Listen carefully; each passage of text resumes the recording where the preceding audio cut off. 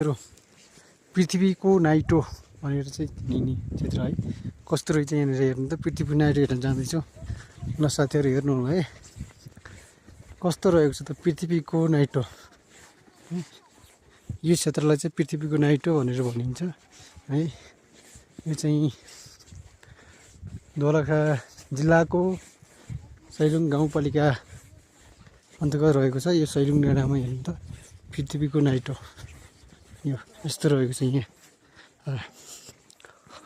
Naval of अर्थ है, पृथ्वीको नाइटो भनेर चाहिँ यो हुन्छ। यो क्षेत्र यसलाई चाहिँ पृथ्वीको नाइटो भनेर चिनिन्छ यो क्षेत्र।